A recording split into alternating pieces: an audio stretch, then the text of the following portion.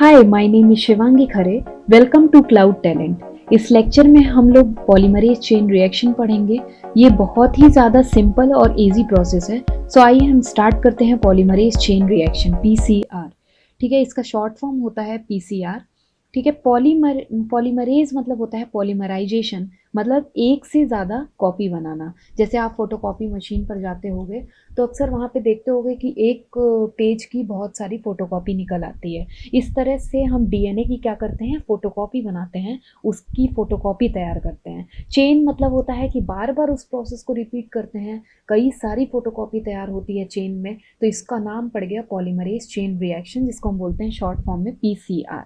ठीक है, अब इसमें क्या करते हैं, इस डायग्राम को एक बार हम लोग पढ़ लेते हैं। ठीक है, ये डायग्राम में आपको 3 स्टेप पीसीआर के समझ में आ जाएंगे। पहला स्टेप होता है डीनेचुरेशन, दूसरा स्टेप होता है एनिलिंग, तीसरा स्टेप होता है रेप्लिकेट बोल सकते हो, या फिर आप बोल सकते हो एक्सटेंशन प्रोसेस। तो स्टूडेंट आपको ध्यान रहे कि ये 3 प्रोसेस पीसीआर के बहुत इंपॉर्टेंट है। आइए हम ये 3 प्रोसेस पीसीआर के पढ़ते हैं।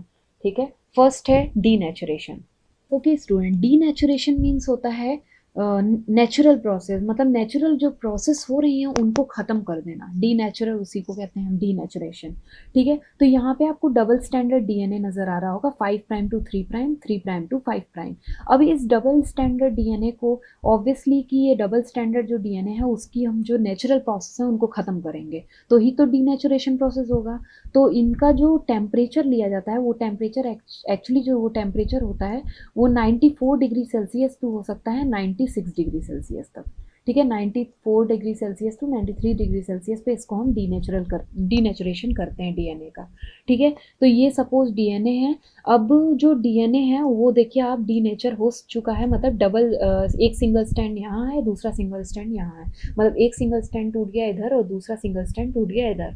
अब ध्यान रहे कि कोई कोई बुक में 94 डिग्री सेल्सियस में हम डीनेचुरेशन करते हैं, किसी किसी बुक में लिखा रहता है 95, किसी किसी बुक में लिखा रहता है 96। तो स्टूडेंट वहाँ पे सराउंडिंग टेम्परेचर एक्चुअली मैटर करता है, क्योंकि जिस लैब में हम यूज़ कर रहे हैं पीसीआर उसका भी टेम्परेचर फ़र्क पड़ेगा कि वो ज़्यादा है कम है, तो उस अकॉर्डिंग हम इस टेम्परेचर को सेट करते हैं। ओके, नेक्स्ट प्रोसेस है एनिलिंग। एनिलिंग मीन्स होता है ज्वाइन करना, मतलब ज्वाइनिंग प्रोसेस। अब यहाँ पे हम एक चीज़ यूज़ करते हैं जिसका नाम होता है प्राइमर। यहाँ पे आप येलो कलर का प्राइमर देख सकते हो 5 प्राइम टू 3 प्राइम, और यहाँ पे आप पर्पल कलर का प्राइमर देख सकते हो। तो ये प्राइमर है। अब ये प्राइमर क्या करेगा, डीएनए को एक्सटेंड करेगा। आगे जो एक्सटेंशन प्रोसेस होगा वो डीएनए को क्या करेगा, एक्सटेंड कर देगा और डबल स्टैंडर्ड डीएनए कन्वर्ट कर देगा। ठीक है, तो आइए हम जो लास्ट स्टेप है प्राइमर सेट लगाने के बाद, एक्चुअली प्राइमर लगाते हैं और यहाँ पे क्या काम करता है, डीएनए पॉलीमरेज आके ज्वाइन करता है और इसको डबल स्टैंडर्ड में कन्वर्ट करता है। इसी तरह यहाँ पे डीएनए पॉलीमरेज आके ज्वाइन करेगा और इसको डबल स्टैंडर्ड में कन्वर्ट कर देगा। ओके, जो लास्ट स्टेप है वो एक्सटेंशन प्रोसेस। एक्सटेंशन प्रोसेस में क्या होता है, प्राइमर जो है वो पूरी तरह से एक्सटेंड हो जाता है। एक्चुअली जो ये जो प्रोसेस है एनिलिंग में कभी कभी सवाल उठता है कि ये जो डीएनए पॉलीमरेज आप लिए थे, ये डीएनए पॉलीमरेज तो टेम्परेचर सेंसिटिव होता है, तो कैसे यहाँ पे इतना टेम्परेचर ये सह सकता है, क्योंकि जो एनिलिंग प्रोसेस ये जो प्राइमर का टेम्परेचर है वो होता है 40 टू 60 डिग्री सेल्सियस। ठीक है, 40 टू 60 डिग्री सेल्सियस पे हम करते हैं ये एनिलिंग प्रोसेस, प्राइमर जो यूज़ होता है।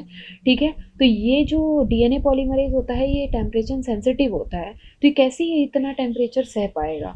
ठीक है, तो यहाँ पे ऑब्वियसली हम दूसरा यूज़ करते हैं एंजाइम जिसका नाम होता है Taq polymerase, TAQ, Taq polymerase हम यूज़ करते हैं। और टेक पॉलीमरेज के अलावा भी हम जो यूज़ करते हैं उसका नाम है मैग्नीशियम 2+ आयन, या फिर हम इसकी जगह कभी कभी यूज़ करते हैं एटीपी। ठीक है, ये तो सवाल बहुत कम आते हैं कि इसकी जगह हम एटीपी और मैग्नीशियम आयंस भी यूज़ करते हैं या नहीं यूज़ करते हैं। ठीक है, तो अब ये ध्यान रहे कि जो जो टेक पॉलीमरेज है ये ऑब्टेन हुआ था थर्मोफिलिक बैक्टीरिया से, जिसका नाम है थर्मोफिलस एक्वेटिकस।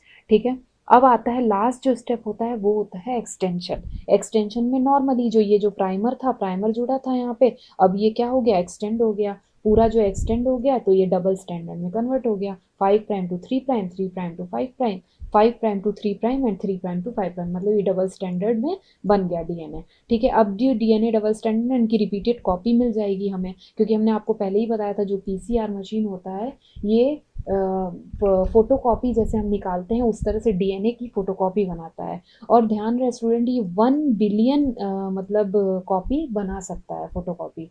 ठीक है, 1 बिलियन डीएनए कॉपी बना सकता है। ये अभी तक का जो साइंटिस्ट ने रिसर्च किया है वो ये जो इंस्ट्रूमेंट है ये 1 बिलियन तक कॉपी बना सकता है। ठीक है, तो आइए अब इसके बारे में हम ये जो 3 स्टेप हैं, डीनेचुरेशन और एनिलिंग और एक्सटेंशन, ये तीनों स्टेप के बारे में हमने अलग अलग डिस्क्राइब कर दिया है, क्योंकि अक्सर बोर्ड में क्वेश्चन आ जाते हैं कभी कभी, what do you mean by PCR, right 3 step of PCR, denaturation, annealing और एक्सटेंशन। तो बच्चे कंफ्यूज हो जाते हैं कि कितने टेम्परेचर क्या लिखे हम, तो मैंने आपको स्टेप में बता दिया है। ओके, आइए देखते हैं first step, denaturation. Okay, now denaturation में क्या होता है? डीनेचुरेशन मतलब होता है heated to high temperature. High temperature मैंने आपको बताया था 94 टू 96 डिग्री सेल्सियस पे करते हैं डीनेचुरेशन। ठीक है, resulting in the separation of 2 strand, मतलब वो 2 स्ट्रैंड में कन्वर्ट हो जाते हैं। आपने डायग्राम में भी देख सकते हो, ये रहा डबल स्ट्रैंडेड डीएनए, डीनेचर हुआ तो ये सिंगल स्ट्रैंड में कन्वर्ट हो गया। ठीक है, नेक्स्ट प्रोसेस जो होता है वो होता है एनिलिंग प्रोसेस। एनिलिंग में क्या किया था हमने? In this step the 2 oligonucleotide primer anneal to each of single standard template DNA. मतलब जो यहाँ पे जो यूज़ करते हैं, हम यूज़ करते हैं प्राइमर। मैंने आपको बताया था यहाँ पे येलो कलर और पर्पल कलर का प्राइमर आपको दिख रहा होगा। ये प्राइमर हमने यूज़ किया है ताकि एनिलिंग प्रोसेस हो सके, मतलब ज्वाइन कर दिया हमने। अब ये जो एक्सटेंशन प्रोसेस, लास्ट जो एक्सटेंशन प्रोसेस आएगा, Taq polymerase synthesize the DNA region between the primer using DNTP and magnesium ions।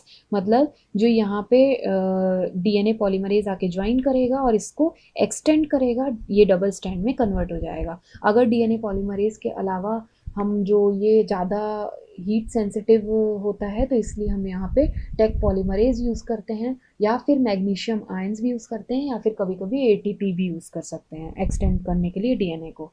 ठीक है, नेक्स्ट प्रोसेस है एप्लीकेशन। क्योंकि पीसीआर के आप लोग सुनते होंगे, हर जगह इसका एप्लीकेशन है।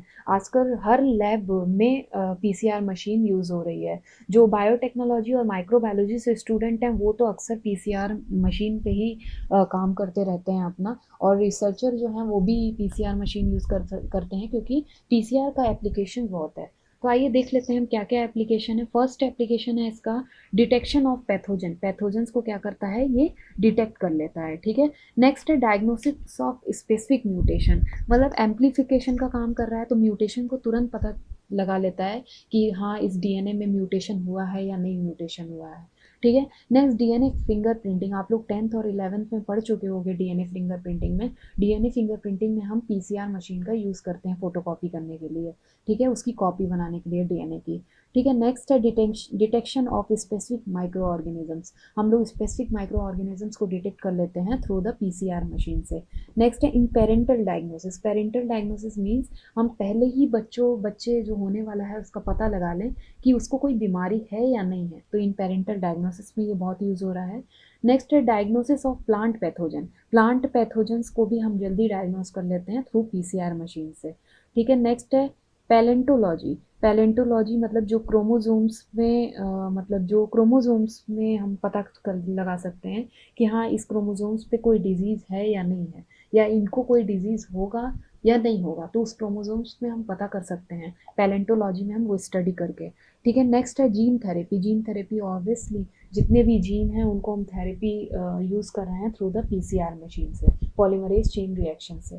ठीक है, तो यहाँ पे स्टूडेंट मेरा वीडियो ख़त्म होता है। आई होप आपको ये वीडियो पसंद आई होगी, और अगर पसंद आई है तो एक लाइक करना, सब्सक्राइब करना, और मेरे चैनल को सब्सक्राइब करना तो मत भूलना, और ताकि आप बेल आइकन को भी क्लिक कर दो ताकि जो भी मैं वीडियो डालूँ आपको पहले नोटिफिकेशन आ सके। Okay, bye bye, thank you so much, take care.